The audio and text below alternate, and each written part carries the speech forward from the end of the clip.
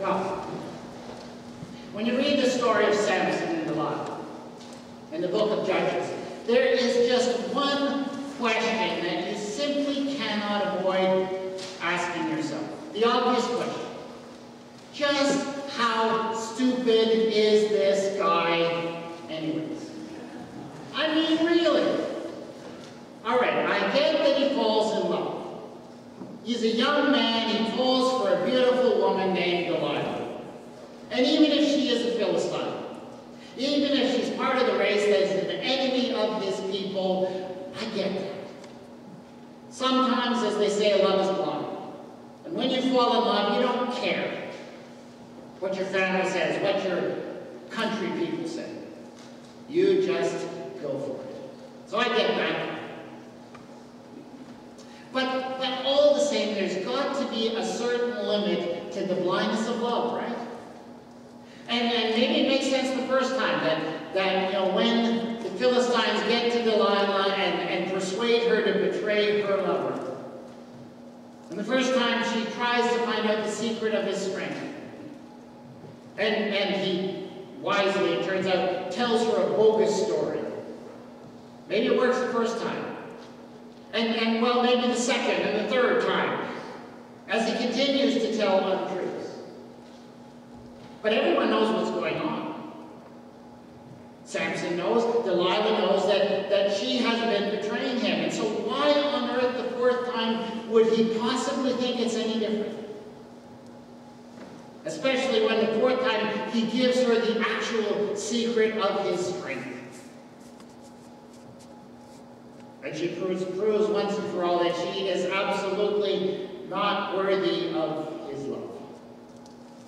How dumb can a guy in love be? And maybe it is just that. Maybe it is that he's just really not very bright. I mean, he is certainly not portrayed as the most intelligent guy in the Bible. But I cannot help but think that there's also something else going on in this story. And if we really want to understand the story, we need to understand what this story meant to the people who told it and passed it down to the generations. You need to understand what it meant to live as a Hebrew in the time when the Philistines dominated in their land. The Philistines, you see, they were relatively new people who had arrived on the scene. They'd arrived by the sea, probably from the north, and had settled in the coastal areas of Israel and in the plains. And the Hebrews, they were up in the hill country. But the Philistines didn't just live in the plains, they dominated the entire country from there. And there was a good reason for that. For the Philistines had superior weapons technology.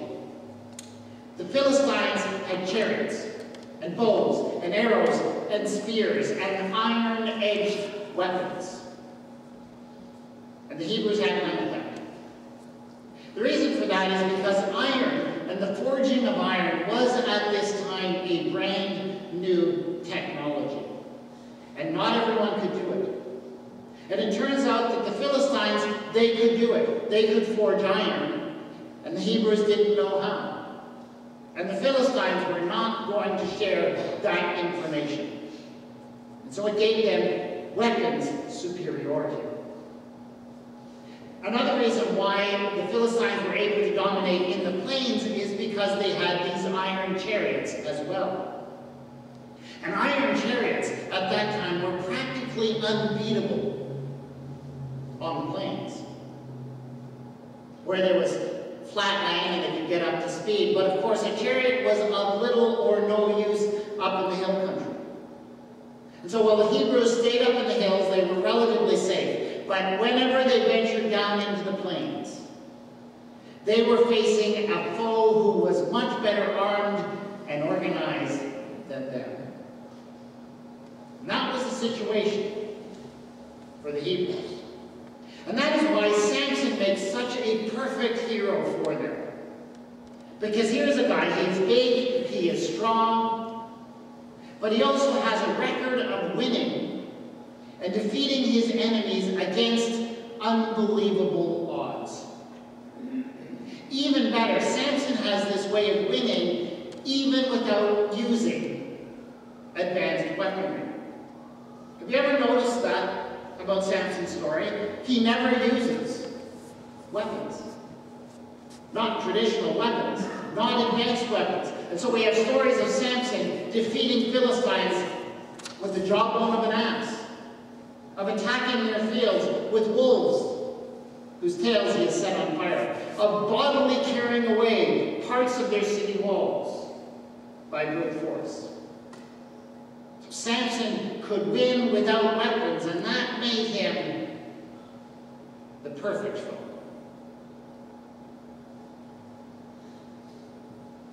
But he's more than that. Samson's also a figure, like Robin Hood in Norman England, like Zorro in colonial California, for that matter, like Katniss Everdeen in the Hunger Games. A symbol who, by their victory or by their survival in the face of unbelievable odds, is able to inspire an entire nation to stand up against their oppressor. And the things that happen to people like that, people like Robin Hood, the stories about them are always about more than just what happens to these individual people. They are the stories that a nation tells to itself to give them courage, to stand up, to never give up, to keep on fighting, even if only to survive. So Samson is that kind of hero. And I think that helps us to understand how this story about Samson may have functioned for the Hebrew people. The story of Samson and Delilah when he is bound 4 times by the Philistines and 3 times escapes is about what can stop Samson, what can defeat him. But I think by extension it is also about what can defeat the Hebrew people. What can bring them down in the face of this foe? And so we look at those tests of Samson, and look, what's the first test? In the first test, Samson is bound by bowstrings. New bowstrings. Well, it's not all that hard to figure out what that test may have meant to those Hebrew people. As far as we know, Hebrews did not use bows and arrows at this time in their history. But Philistines certainly did. Philistines, as I said, liked to fight from chariots, and they used spears and bows and arrows to do so.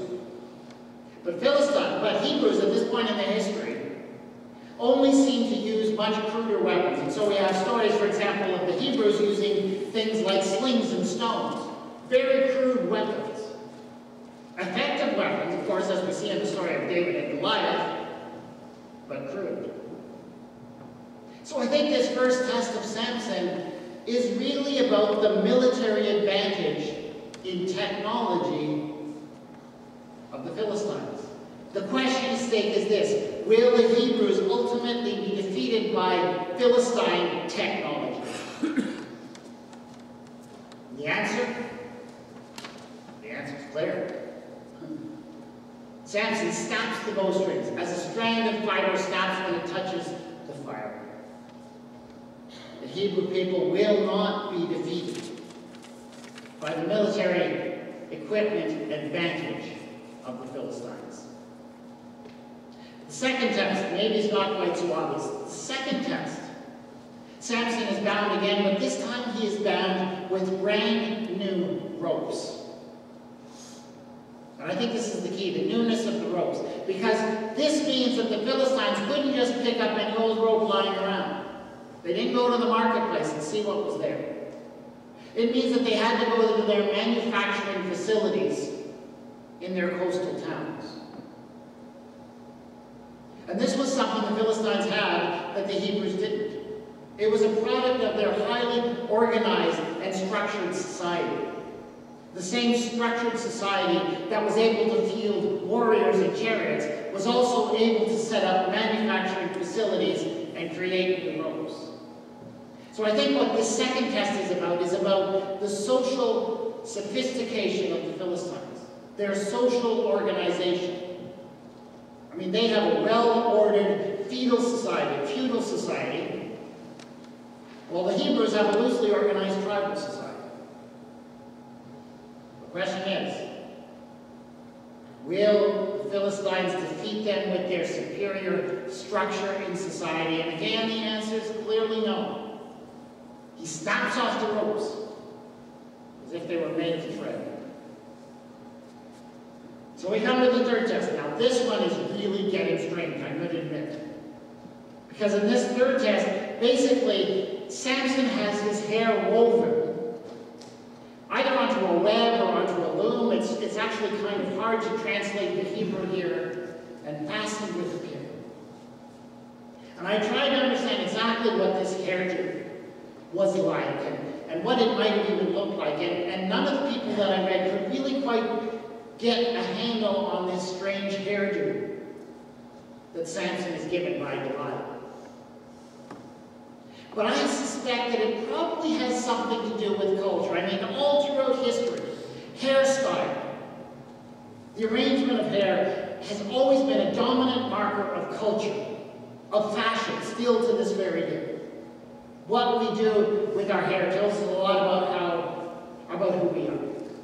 And it turns out, in fact, that if you go through the ancient excavations, all of the ancient pictures that have come down to us of Philistines always seem to depict the male Philistines with this very strange headdress.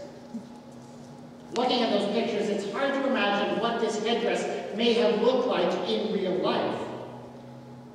But I can't help but wonder. Does it perhaps have something to do with taking the Philistines' hair and weaving it into some sort of hat or helmet?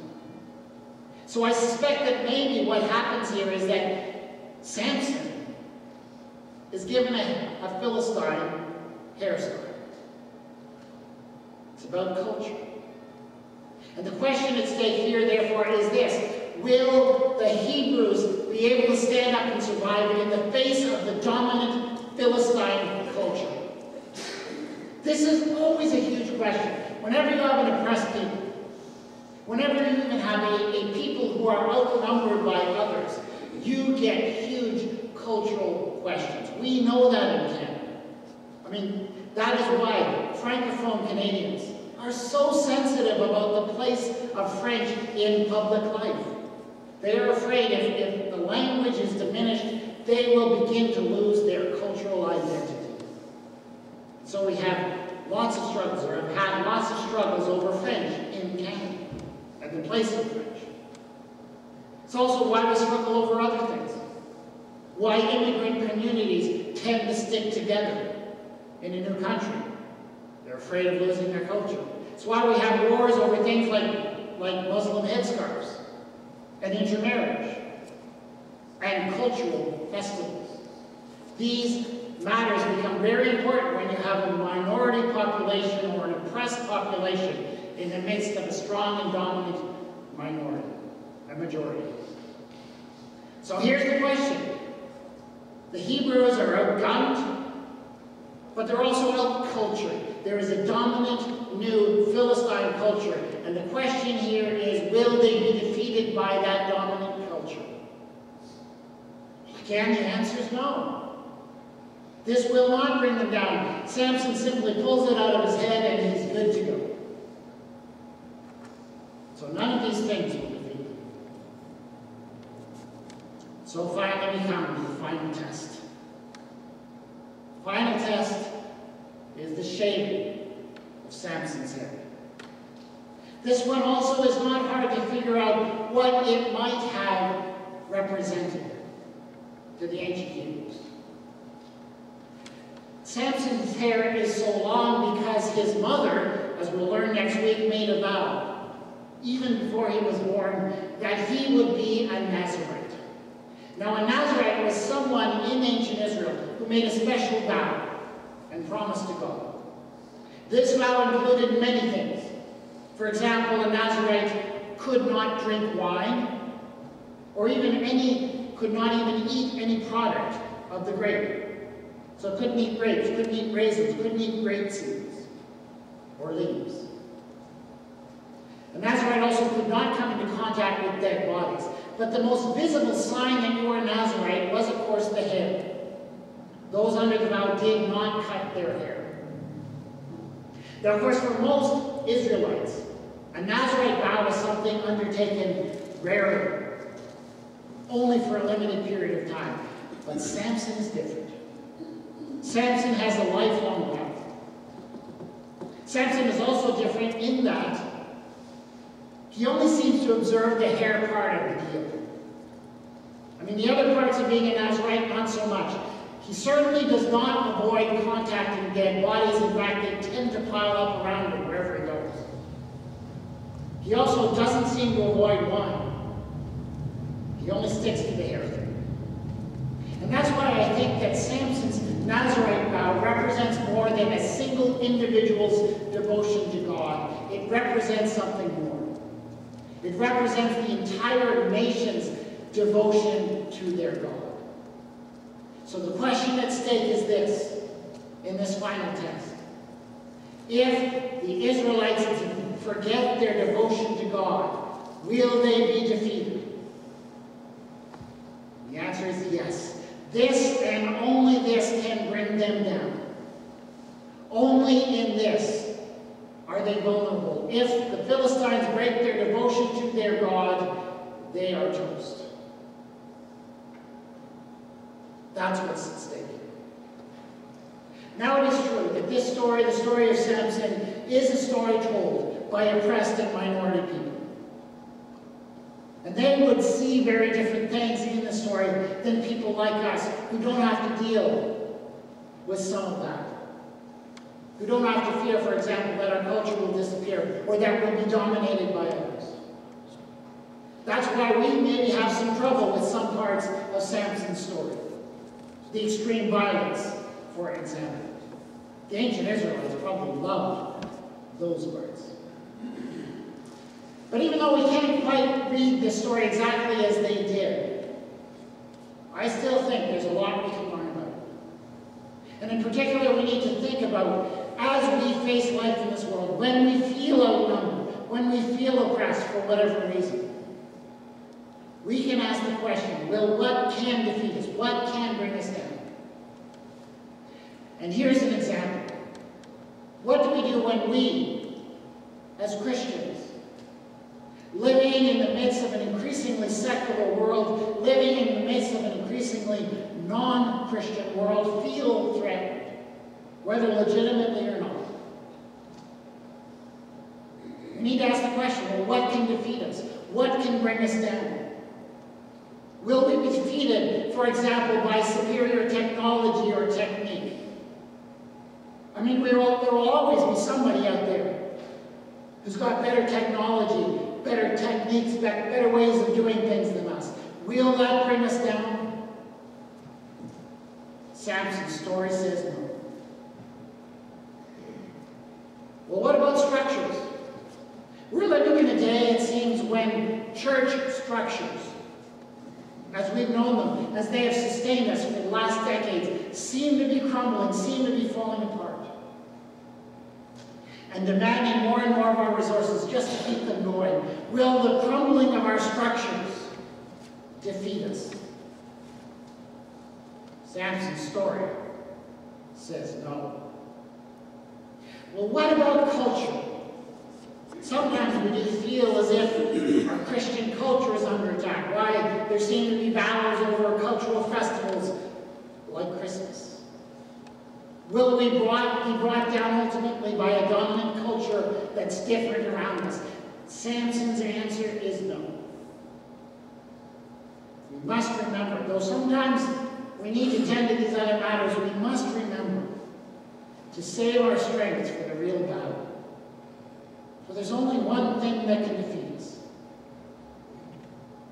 If we forget our love for and our devotion to God, only then can we be brought down. That's what Samson was. It's not the end of the lesson, fortunately, because there is more. But we'll get to that in the next couple of weeks. For now, just take a few moments in silence. Gracious God, we get caught up in things that seem to threaten us, that seem to be able to defeat us. Let us not waste our energy fighting for the wrong things. Let us remember what belongs